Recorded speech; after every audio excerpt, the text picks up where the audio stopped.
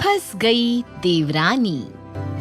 दुल्हन बनना, अपनी फेवरेट कलर का लहंगा पहनना, फेवरेट डिजाइनर ज्वेलरी पहनना किसी भी लड़की का सपना होता है और ऐसा ही सपना प्रिया का भी था। प्रिया की उम्र शादी की हो गई थी और उसके इस सपने को पूरा करने लायक लड़की की खोज जोरों शोरों से चल रही थी और इसी में उनके पास वर्मा परिवार के बेटे प्रेम का रिश्ता आता है और आज लड़की वाले उसे देखने आने वाले थे। बताओ ना मम्मी, ये वाली सूट पहनूं या ये वाली? सूट क्यों पहनना है प्रिया? अरे अरे बेटा, तुम तो घबरा गई। कस्तूरी जी, आप तो आज शाम को आने वाली थी। अभी तो कोई अरेंजमेंट भी नहीं हो पाई। देखिए घर कितना बिखरा पड़ा है, हम आपकी खातिरदारी कैसे करेंगे?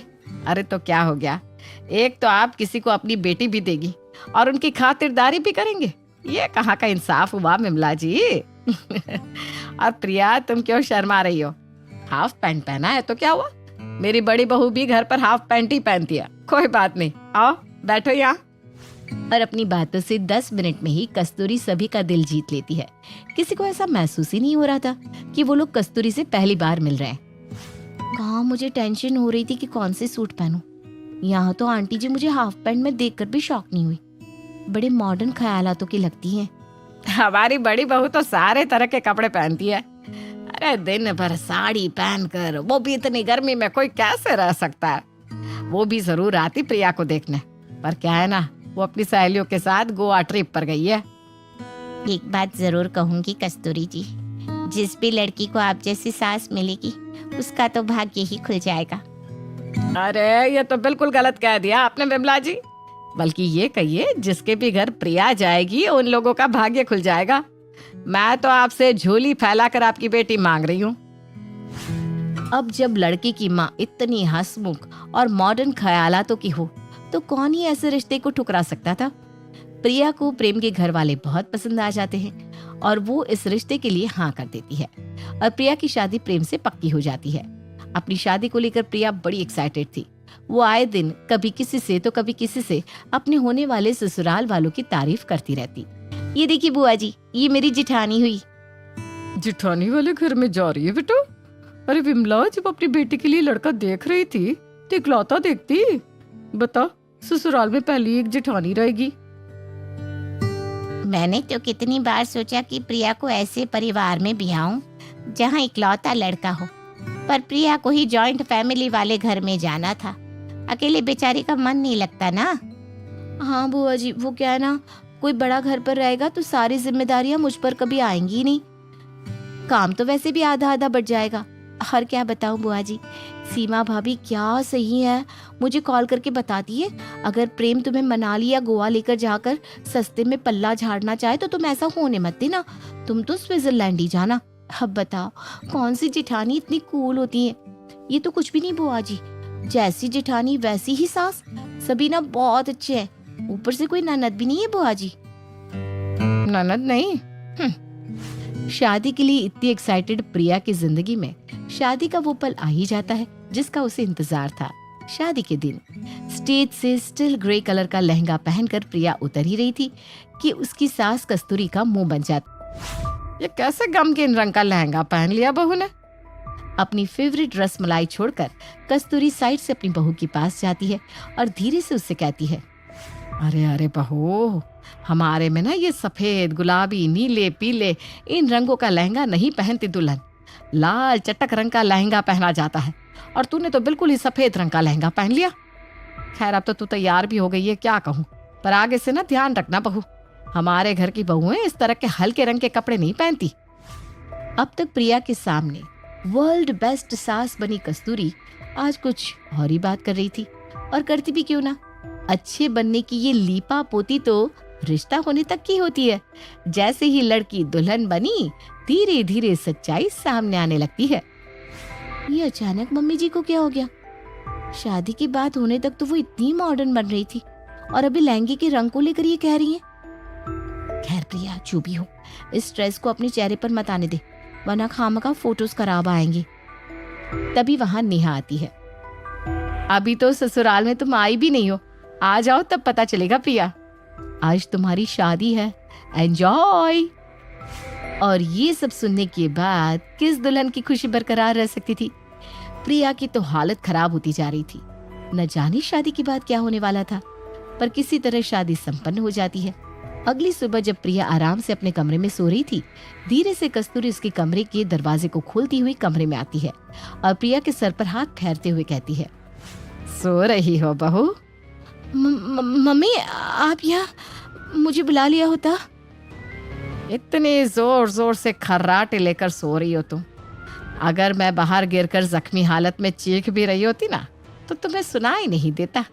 इस बेजोड़ खर्राटे के आगे मेरी आवाज तुम तक कैसे पहुंचती बहू? वो मम्मी, लेकिन बातों में फंसा लिया तूने मुझे, हैं?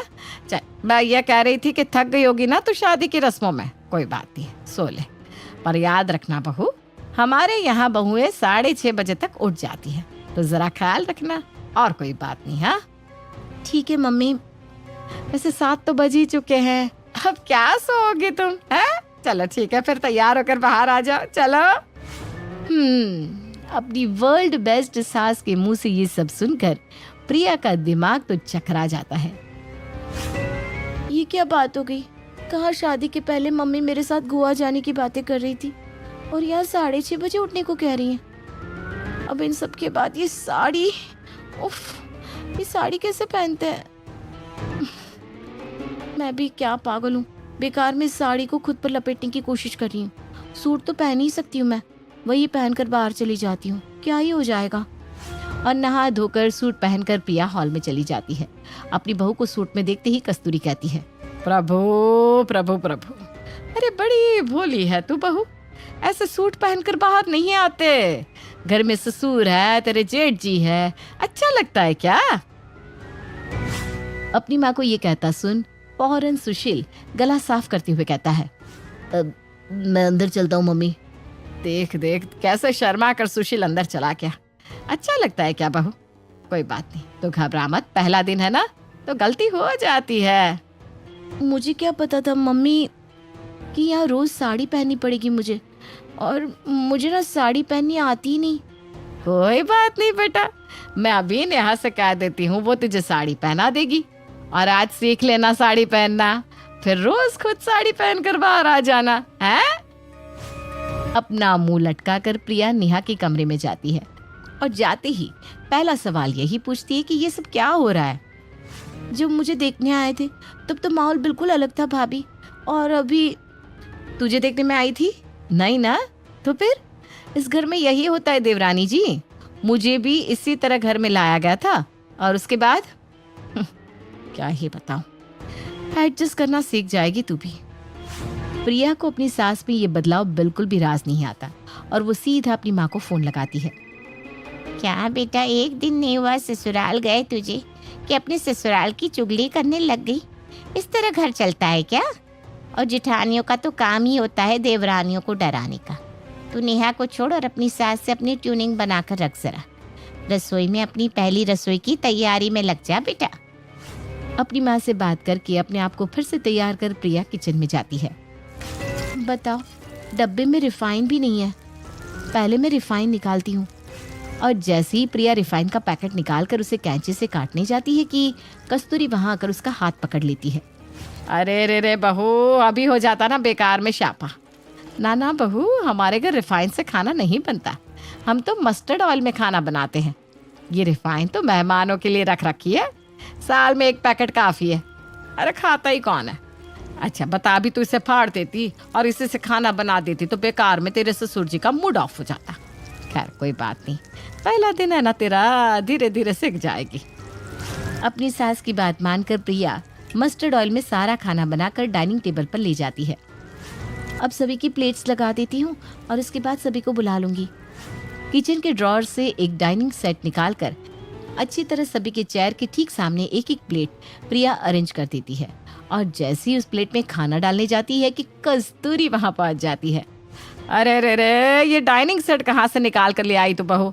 दराज में कितने पीछे छुपा कर रखा था मैंने कि किसी का हाथ ना लगे, और तू निकाल कर ले आई। पर आप लोग तो इसी डाइनिंग सेट में खाना खाते हैं ना मम्मी? वो वीडियो कॉल पर मैंने देखा था, इसलिए पूरा आधा घंटा लगाकर मैंने इस डाइनिंग सेट को ढूंढा। अरे नहीं बहू, वो क्या है ना, जब प्रेम के लिए लड़की देखने की बात चल रही थी तो आए दिन कोई ना कोई गेस्ट उसे देखने आ ही जाया करते थे। अब उस वक्त स्टील के बर्तनों में तो नहीं खा सकते हैं, तो हमने ये क्रैकर सेट मंगवाया था। चला अब इसे हटा दे और सामने जो स्टील के बर्तन रखे हैं ना उन्हें बाहर लेकर आ। अब तो तू इस घर की हो चुकी है, अब तुझसे क्या शर्माना। अच्छा, एक सुबह। चलो बढ़िया है, मम्मी पूजा करने जा रही हैं। पूरे दिन में यही तो 30 मिनट होते हैं जहाँ उनकी इंटरफेरेंस नहीं होती। अब जल्दी जल्दी पोछा लगा लेती हूँ, वरना इसमें भी आकर कोई ना कोई कमी निकाल देंगी। और जैसे ही कस्तूरी सोफे से उठती है, प्रिया फौरन मॉपिंग लाकर पोछा करने तैयार हो जाती है। ये देख, पकड़ लिया ना रंगे हाथ तुझे। मुझे लगा ही था तू मोपिंग से पोछा मारती होगी। अरे बहू, क्यों पोंछना है शरीर को इतना? ये सब तो आजकल के चोंचले हैं, इन सब से पोछा लगता भी है क्या? पोछा तो कपड़े से ही लगता है, पूरी तरह निचोड़ कर। मोपिंग से तो फर्श पर दाग रह जाते हैं। वही मैं सोचूं, हमारे घर के फर्श पर तो कभी पोछे के निशान रहते नहीं थे, ये दाग आखिर आ कहाँ से रहे? पर आप तो पूजा करने गई थी ना मम्मी। पूजा तो सुबह 4 बजे कर ली मैंने। आज तो मैंने सोच लिया था कि इन दागों के पीछे का कारण पता करके रहूंगी। इसी तरह 4 महीने बीत जाते हैं, पर कस्तूरी का स्वभाव वैसा का वैसा ही रहता है। ये मत करो, वो मत करो, हमारे घर पर चीजें ऐसे नहीं होती, वैसे नहीं होती। फिर एक शाम कस्तूरी की कुछ सहेलियां उसके घर आती है। प्रिया भाग भाग कर सभी के लिए नाश्ता लेकर जाती है। कुछ और लाऊं मम्मी? ये क्या तूने मम्मी मम्मी लगा रखा है बहू? है, मुझे लगा था तू आज नहीं तो कल समझ जाएगी। ये तेरा मायका नहीं है। मम्मी क्या होता है? मम्मी जी बोला कर। समझ तो आए कि मैं तेरी सास हूँ। और बस यही बात प्रिया को चुप जाती है और वो मन ही मन अपनी सास को ठीक करने की ठान लेती है। जी मम्मी जी। और ये आखिरी शब्द थे। इसके बाद प्रिया ने अपनी सास से जरा भी बात नहीं की। प्रिया सीधा अपनी जेठानी के पास जाती है और उनसे कहती है, इतनी उंगलीबाजी, आपका दम नहीं घुटता क्या भाभी? घुटता तो है, पर क्या कर सकती हूँ मैं? कुछ भी नहीं। मम्मी जी तो हर चीज में उंगली करेंगी ही, ये उनका नेचर है। और तुम्हारे जेठ जी, वो तो मम्मी जी की कही को ही अपना सब कुछ मानते हैं। मैंने कुछ सोचा है, अगर आपने साथ दिया तो मम्मी जी की सादत को खत्म कर सकते हैं हम। पर उसके लिए आपको अपने मायके जाना होगा। कोई भी बहाना कर दीजिए, किसी की तबीयत खराब है या कुछ भी जो आपको समझ में आए। पीछे से मैं सब देख लूंगी। एक कोशिश तो करनी चाहिए। ठीक है, मैं कल सुबह ही मम्मी जी को कोई बहाना देकर अपने मायके निकल जाऊंगी। और अगली सुबह जब सभी नाश्ते के टेबल पर बैठे थे तो नेहा कहती है, मम्मी जी, मेरे मामा जी की तबीयत बहुत ज्यादा खराब है। आप तो जानती हैं वो 80 साल के हो गए और इस उम्र में तो जीवन का क्या ही भरोसा, इसलिए वो मुझे देखना चाहते हैं। प्रिया तो अब घर का सारा काम सीख ही चुकी है, मेरी गैर मौजूदगी में वो घर संभाल लेगी, है ना प्रिया? ठीक है बहू, ऐसी बात है तो तू हो आ मायके। वैसे भी हमने कभी रोका है क्या तुझे? यहाँ नेहा अपने मायके निकलती है तो वहाँ कस्तूरी के पति और दोनों बेटे अपने काम पर। अपनी उंगली करने की आदत से मजबूर कस्तूरी रसोई में अपनी बहू के पीछे पीछे जाती है, जहाँ वो देखती है कि खाना तो पहले ही बना हुआ है और रसोई में तो कोई नहीं। आज तो बिल्कुल सही ढंग से खाना बनाया है बहू ने, स्लैब भी बिल्कुल साफ है। जरूर कपड़े उसने एक साथ मशीन में डाल दिए होंगे, अभी जाकर कान खींचती उसका। अरे भाई, हमारे घर में नए पुराने सारे कपड़े अलग अलग धोए जाते हैं। और जैसे ही ये कंप्लेंट करने कस्तूरी प्रिया के पास जाती है तो वो देखती है कि सारे कपड़े पहले ही धुलकर छत पर सूख रहे हैं।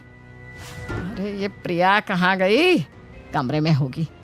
कस्तूरी प्रिया के कमरे में जाती है, जहाँ वो देखती है कि प्रिया उसे देखते ही सोने की तैयारी में लग जाती है। प्रिया को ऐसा करता देखकर कस्तूरी उससे कुछ कह नहीं पाती और कमरे से बाहर चली जाती है। पूरे 2 घंटे तक प्रिया अपने कमरे से बाहर ही नहीं आती। अरे अकेले कितनी देर तक आदमी बैठा रहे, मन ही उब गया है। कम से कम प्रिया से बात करके मन तो लगा रहता था। प्रेम और सुशील तो सीधा दुकान चले जाते हैं। कब उठेगी बहू? एक काम करती हूँ, नेहा को फोन लगाती हूँ। कस्तूरी फौरन नेहा के मोबाइल पर फोन करती है, पर प्लान के मुताबिक नेहा अपना फोन अपनी बहन को पकड़ा देती है। हेलो आंटी जी, नमस्ते, कैसी हैं आप? अरे बेटा, जरा नेहा से तो बात करवाना। वो तो मामा जी के साथ है आंटी जी, और फोन में चार्ज भी नहीं है, कभी भी फोन बंद हो जाएगा। मैं थोड़ी देर में आपसे उसकी बात करवाती हूँ। अपनी बहू के काम में हर वक्त कमी निकालने वाली कस्तूरी अपनी बहुओं की मौजूदगी में उनकी अहमियत समझ नहीं पा रही थी। और आज जब दोनों ही बहुएं उसके आसपास नहीं थी तो उनकी कमी उसे खलने लगी थी। कुछ देर बाद अपने कमरे से बाहर आती ही प्रिया रसोई में चली जाती है। उसके पीछे पीछे कस्तूरी भी रसोई में आती है और जैसे ही कस्तूरी रसोई में आती है प्रिया रसोई से बाहर चली जाती है। अच्छा कर ले तू काम, मैं नहीं आ रही तेरे पीछे बस। रसोई का काम निपटाकर प्रिया फिर से अपने कमरे में चली जाती है। रात के खाने के वक्त तुम भी बैठ जाओ प्रिया, सबके साथ ही खा लो। मेरा पेट भरा हुआ है, मन हुआ तो मैं कमरे में खा लूंगी। ना ही मुंह पर मुस्कुराहट, ना ही किसी से बातचीत। रात को सभी घर पर होते हैं तो कस्तूरी को ज्यादा कुछ महसूस नहीं होता, पर अगली सुबह जैसे ही सब वापस काम पर निकलने लगते हैं कस्तूरी की घबराहट शुरू हो जाती है। सुबह से दोपहर और दोपहर से शाम, इसी तरह इतने बड़े घर में अकेले चुपचाप, किसी का मन लगे तो कैसे। और बस 1.5 दिन में ही कस्तूरी की अकल ठिकाने लग जाती है। वो सीधा प्रिया के पास जाती है और कहती है, हमने तुझे झूठ बोलकर इस घर में लाया, इसीलिए नाराज है ना तू बहू? सास है आप मेरी, माँ थोड़ी ना है। माँ थी तब तक मैंने नाराजगी नहीं दिखाई, और जब आपने सास बनने की सोच ली है तो मुझे भी बहू बनना ही पड़ेगा ना। ये नहीं करना, वो नहीं करना, ये ऐसा क्यों है, वो ऐसा क्यों है। घर पर किसी को किसी चीज़ से दिक्कत नहीं है मम्मी जी। पापा जी ने कभी किसी बात की कंप्लेंट नहीं की। जेठ जी भी खुद कुछ नहीं बोलते जब तक आप शुरुआत नहीं करती। इसके पहले कि ये कड़वाहट इस रिश्ते को खत्म कर दे, मैंने सोचा मैं चुप्पी साध लूं। मुझसे बहुत बड़ी गलती हो गई बहू, मुझे माफ कर दे। तुझे वैसा ही ससुराल मिलेगा जैसा तुझे बताया गया था। आजकल बहुएं आते ही खुद को घर की मालकिन समझने लगती है। ऐसा ही मेरी एक सहेली के साथ हुआ था। वही डर मेरे मन में बैठ गया था, इसलिए मैं तुम दोनों पर कड़ी नजर रखने लगी। पर मेरी बहुएं वैसी नहीं है। अब अपनी माँ से नाराजगी छोड़ दे। 1 मिनट मम्मी, फिर मैं नेहा भाभी को भी घर बुला लूं।